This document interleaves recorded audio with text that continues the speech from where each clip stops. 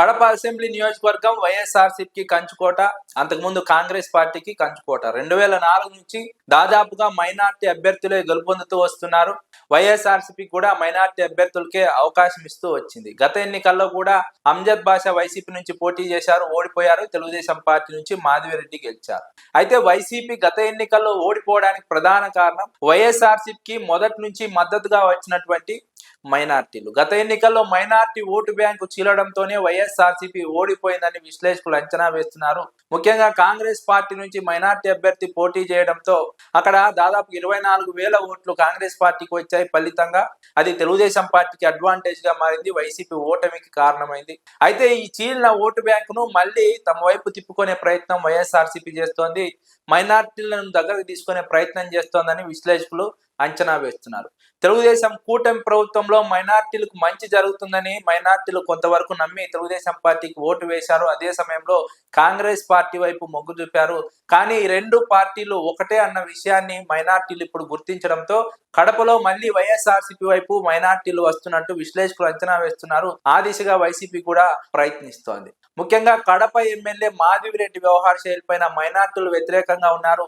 మైనార్టీలకు ఇచ్చినటువంటి హామీల అమలులో ఏమాత్రం కూడా ఎమ్మెల్యే చొరవ చూపడం లేదని విశ్లేషకులు అంచనా వేస్తున్నారు. అదే సమయంలో ఆమె వివాదాస్పద వైఖరి కూడా పట్టణంలో చర్చనీయాంశంగా మారింది. ముఖ్యంగా మైనార్టీలు ఆమె వైఖరిని వ్యతిరేకిస్తున్నారు, ఆమె వ్యవహార శైలిని వ్యతిరేకిస్తున్నారు. అదే సమయంలో తెలుగుదేశం పార్టీలో ఉన్నటువంటి పాత లీడర్లు కూడా ఆమె వ్యవహార శైలిని వ్యతిరేకిస్తున్నారు. జనసేన పార్టీతో తెలుగుదేశం పార్టీకి విభేదాలు ఉన్నాయి.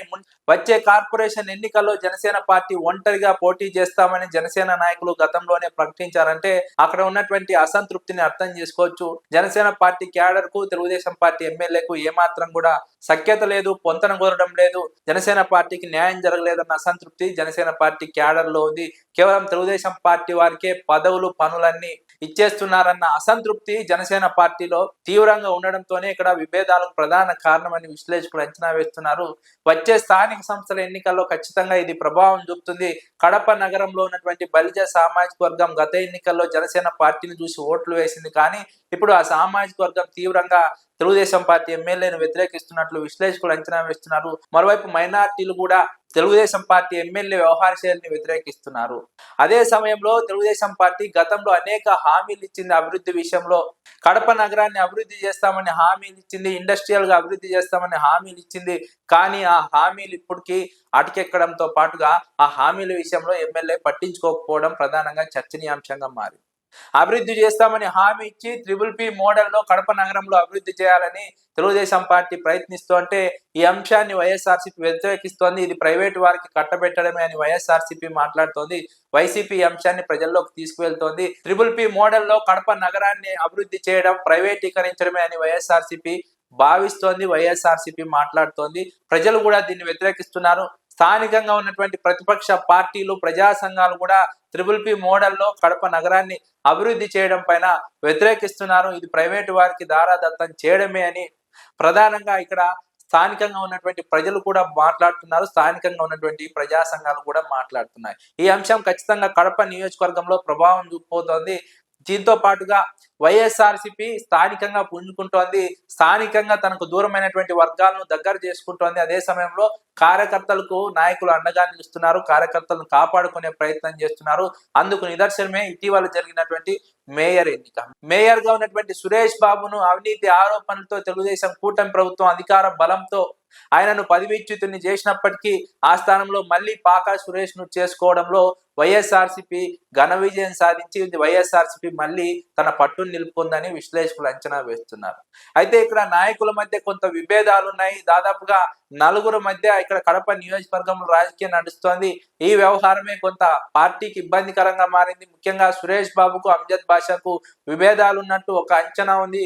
మరోవైపు కమలాపురం మాజీ ఎమ్మెల్యే, మాజీ కడప మేయర్ రవీంద్రనాథ్ రెడ్డి కూడా ఇక్కడ నియోజకవర్గంలో జోక్యం చేసుకోవడం కొంత ఇబ్బందికరంగా మారినట్టు విశ్లేషకులు అంచనా వేస్తున్నారు.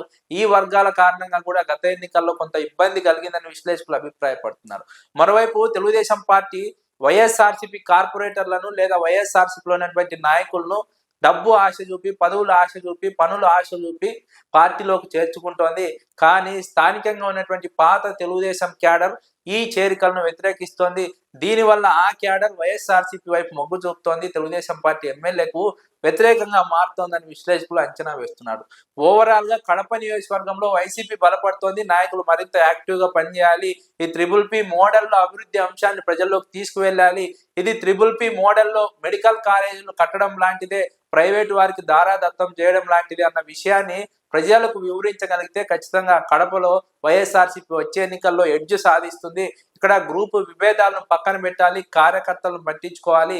కార్యకర్తలను పట్టించుకోకపోవడం ప్రధానంగా ఇక్కడ మైనస్ గా కనిపిస్తోంది. ఈ అంశంలో అక్కడ ఉన్నటువంటి ఇన్ఛార్జ్ చాలా యాక్టివ్ గా పనిచేయాల్సినటువంటి అవసరం ఉందని విశ్లేషకులు అంచనా వేస్తున్నారు.